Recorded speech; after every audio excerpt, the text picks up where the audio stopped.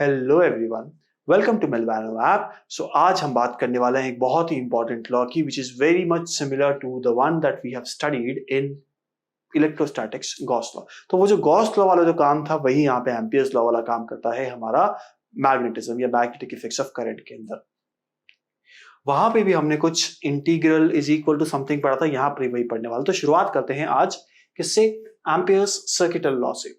Ampere's circuit law states that the line integral of the magnetic field around any closed path in the free space or vacuum is equal to mu naught times the net current or total current which crossing through the area bounded by the closed path। क्या कहता है ये कहता है कि अगर आपके पास कोई पर्टिकुलर एरिया है तो इसके अंदर से सपोज कोई एक वायर पास हो रहा है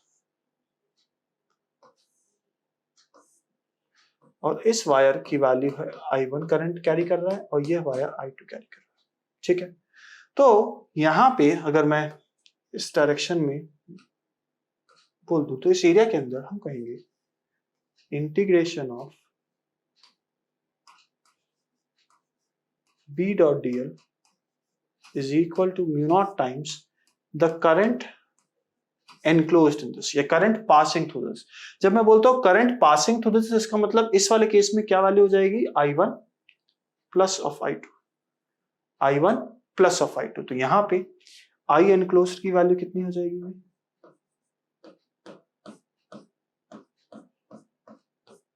I1 प्लस ऑफ I2। क्या आपको इतना समझ में आया?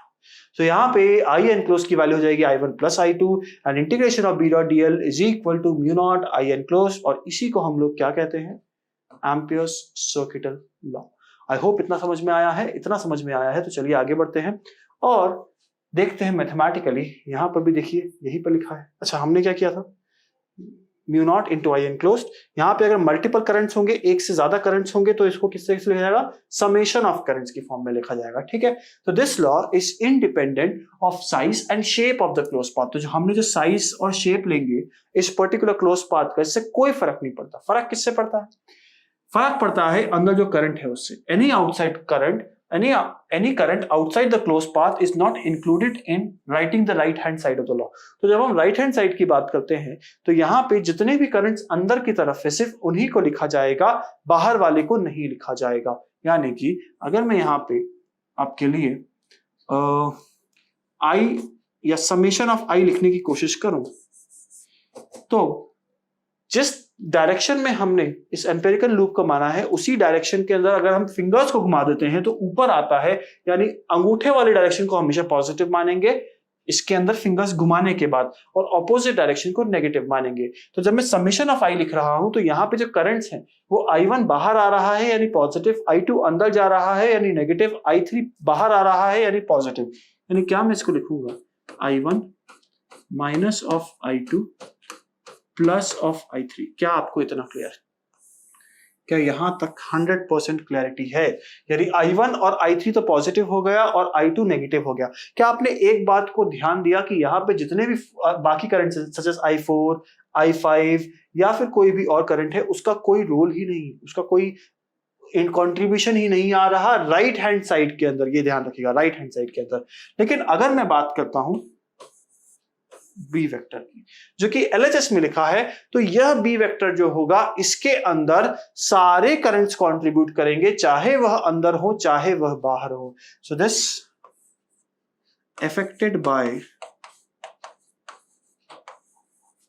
affected by all the currents inside as well as outside the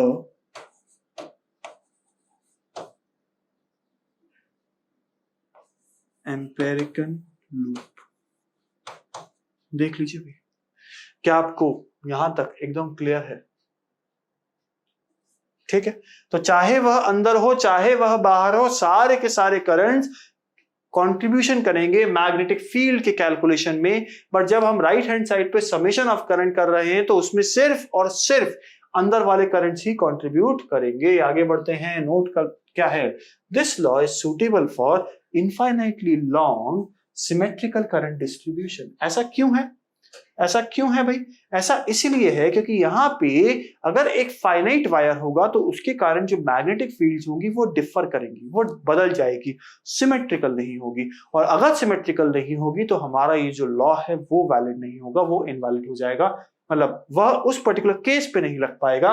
तो this law is suitable for infinitely long and symmetrical current distribution. Symmetrical क्यों होनी चाहिए? ताकि हर एक जगह पे सिमेट्री बनी रहे, तो एक जगह वाली चीज को मैं दूसरी जगह पे अप्लाई कर सकूं। Next, radius of cross section of thick cylindrical conductor and current density must be given to apply this law.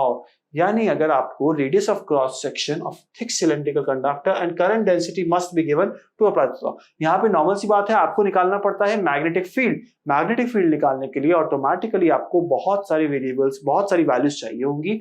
उन्हीं वैल्यूज के बारे में कहा जा रहा है कि आपको सारी की सारी चीजें पता होनी चाहिए to calculate the value of magnetic field and the current passing through that particular conductor.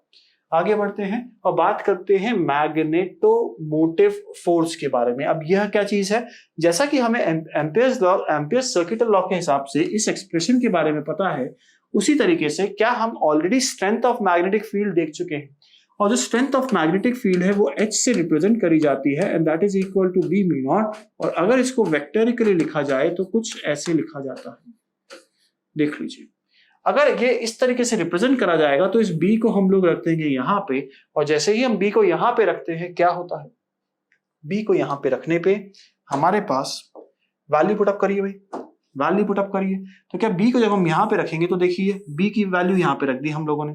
जैसे ही हमने B की वैल्यू यहाँ पे रखी, क्या हम कह सकते हैं, क्या हम कह सकते हैं कि dot DL is equal to mu naught I enclose. और इसका मतलब ये एक और एक्सप्रेशन आ गया, इसी को हम लोग बोलते हैं MMF, मैग्नेटोमोटिव फोर्स। यानी मैग्नेटोमोटिव फोर्स क्या है?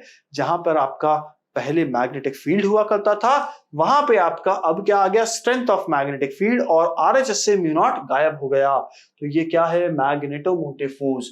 The line integral of magnetising field around any closed path is equal to the net current enclosing to the area bounded by the closed path and it is called as magnetomotive force। और magnetomotive force के बारे में फिर से वापस से expression लिखा है जो हमने लास्ट क्लास में कवर किया था। तो यहाँ पे हमारा एम्पियर सर्किट लॉ खत्म होता है, लेकिन सिर्फ ये खत्म होता है, इससे मतलब ये है कि कॉन्सेप्चुअल लेवल या थ्योरेटिकल लेवल पे खत्म होता है। इसके application through out the chapters, पूरे चैप्टर के अंदर अलग अलग जगहों पे चलते रहेंगे। इसको हम कई बार यूज करेंगे और चीजों को बड़े सिंपल तरीके से निकालेंगे। इस पर्टिकुलर लॉ के अंदर कंडीशन ध्यान रखनी है कि सिमेट्रिकल होना चाहिए और इनफाइनाइट चीजें होनी चाहिए। अगर फाइनाइट होगी तो हम ये लॉ नहीं लगा सकते। तो आई होप आपको यहां तक सब कुछ क्लियर है। Everything is very clear to you. See you in the next video. Thank you.